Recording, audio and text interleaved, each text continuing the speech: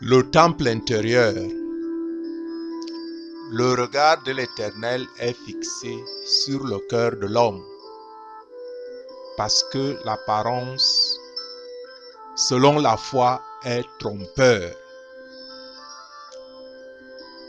Quand nous lisons 1 Samuel 16:7, voici ce que l'Éternel dit.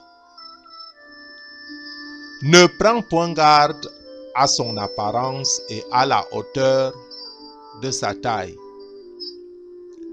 car je l'ai rejeté. L'Éternel ne considère pas ce que l'homme considère. L'homme regarde à ce qui frappe les yeux, mais l'Éternel regarde le cœur. Et, chers frères et sœurs, quand le psalmiste s'écrit en Psaume 51 au verset 12, « Ô Dieu, crée en moi un cœur pur ». Quand le psalmiste écrit « Ô Dieu, crée en moi un cœur pur », c'est parce qu'il est conscient que Dieu juge selon le cœur de l'homme. Et le psalmiste reconnaît par là que le cœur n'est pas toujours un siège pur, que le cœur n'est pas pur d'emblée et qu'il peut être terni parce que le cœur de l'homme n'est pas seulement un organe vital, mais aussi le siège des émotions comme la joie, l'amour, la tristesse, la méchanceté, toutes sortes de passions peuvent prendre naissance dans le cœur de l'homme. D'où la nécessité, frères et sœurs, de le protéger et d'y veiller constamment. Le cœur est le symbole de l'amour, le siège de la pensée, non pas cette pensée intellectuelle. Le cœur est le siège du jugement, de la volonté, de la conscience morale. Le cœur est le réceptacle de l'appel de Dieu, Dieu qui a tout créé avec amour. On comprend pourquoi Dieu ne s'arrête pas sur l'apparence extérieure de l'individu, parce que c'est par le cœur seul qu'on peut reconnaître et comprendre l'homme.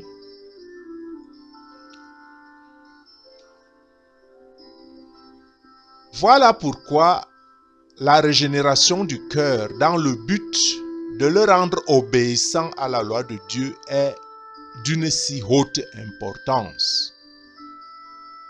Raison que le psalmiste écrit « Ô Dieu, crée en moi un cœur pur », parce qu'il savait déjà que heureux sont les hommes au cœur pur parce qu'ils verront Dieu. Chers frères et sœurs, si l'ensemble de la Bible considère le cœur comme le centre de l'activité de l'âme ou organe de sensibilité émotionnelle, passionnelle, et surtout comme le centre de l'activité spirituelle, il ne faut pas s'étonner alors que le cœur tienne une si grande importance, sinon la première place chez Dieu, parce que le Créateur sait ce qu'il a mis dans le cœur de l'homme. Dans le cœur de l'homme, dans chaque cœur est écrite la loi de Dieu. Oui, même l'homme rebelle ne se rebelle pas pour rien. On ne peut pas se rebeller de ce que l'on ne connaît pas. La loi est écrite dans tout cœur. C'est pour cela que la Bible parle de cœur endurci, de cœur de pierre, de déchirer le cœur, de droiture de cœur. Et c'est pourquoi l'Éternel nous parle par Jérémie en ces termes. Moi, l'Éternel, j'éprouve le cœur. Je sonde les reins pour rendre à chacun selon ses voies, selon le fruit de ses œuvres. L'apôtre Pierre ne disait-il pas que la parure intérieure est cachée dans le cœur, la pureté incorruptible d'un esprit doux et paisible, qui est d'un grand prix devant Dieu. Dieu attend donc de nous la pureté de cœur, et c'est pourquoi Paul nous dit en Colossiens 3, versets 22 à 24, « Serviteurs, obéissez en toutes choses à vos maîtres, selon la chair, non pas seulement sous leurs yeux, comme pour plaire aux hommes, mais avec simplicité de cœur, dans la crainte du Seigneur. Tout ce que vous faites, faites-le de bon cœur, comme pour le Seigneur et non pour les hommes, sachant que vous recevrez du Seigneur l'héritage pour récompense. Servez Christ le Seigneur. » Donc, la bonté et la simplicité du cœur sont source d'une récompense éternelle. Combien de fois pourrait-on le dire que les choix du cœur orientent la vie tout entière, soit vers la pureté, soit vers la corruption. Cette pureté, parure cachée du cœur, n'est foncièrement connue que de Dieu qui sonde les cœurs. Quant à l'homme, il ne peut apprécier la vie cachée du cœur que par des fruits visibles. C'est la raison pour laquelle nous ne devons pas juger, pas seulement parce que nous jugeons par erreur l'homme extérieur, mais aussi parce que nous nous accaparons de la place du juge juste, qui voit même ce qui reste caché et les motivations. Lui seul sonde les cœurs et éprouve les reins. Dès lors, est-il étonnant que le premier commandement et le commandement corollaire font appel à notre sensibilité et à notre entendement? Tu aimeras le Seigneur ton Dieu de tout ton cœur, de toute ton âme, de toute ta pensée. C'est le premier et le plus grand commandement. Et voici le second qui lui est semblable. Tu aimeras ton prochain comme toi-même. De ces deux commandements dépendent toute la loi et les prophètes.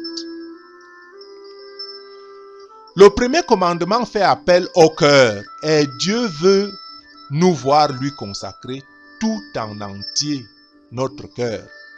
C'est-à-dire que nous devons nous efforcer de purifier notre cœur, pas seulement des idoles qui font concurrence à l'amour qui est réservé à Dieu seul.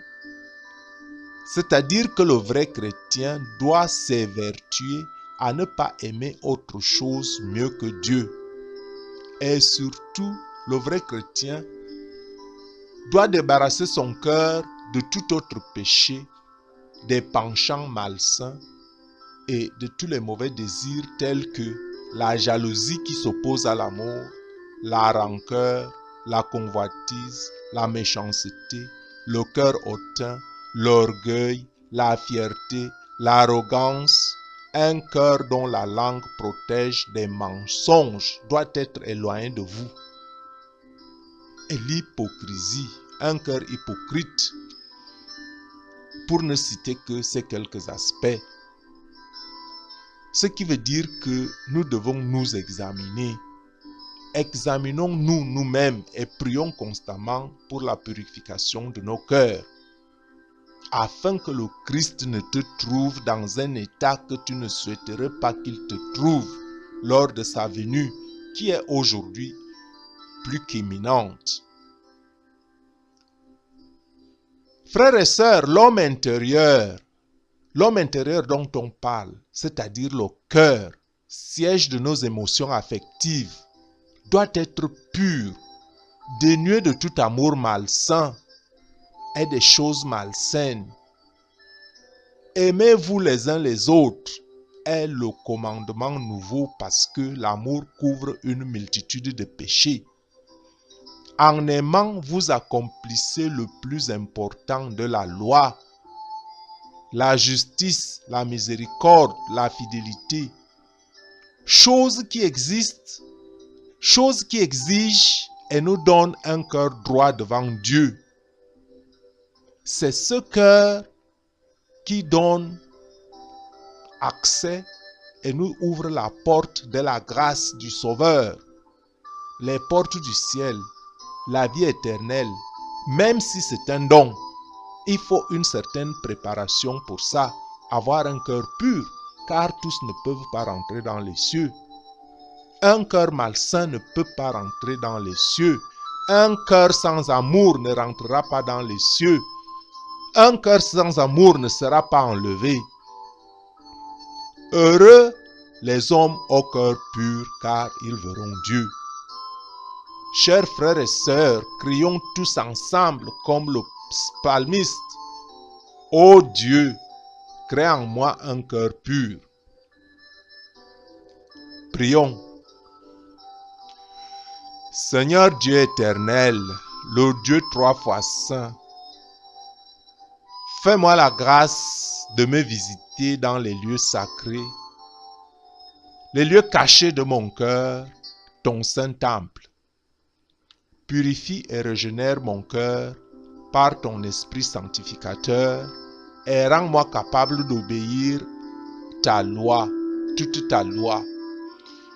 Crée en moi un cœur nouveau afin que mon cœur t'appartienne tout entier et donne-moi une foi ferme qui me fait aimer mon prochain comme moi-même et me consacrer en toi de tout mon cœur, de toute ma pensée, de toutes mes forces, pour le temps restant jusqu'à ton avènement. Seigneur, ne me refuse pas cette grâce que nous te demandons par ton Fils Jésus, mon Seigneur, mon Sauveur et mon Dieu. Amen.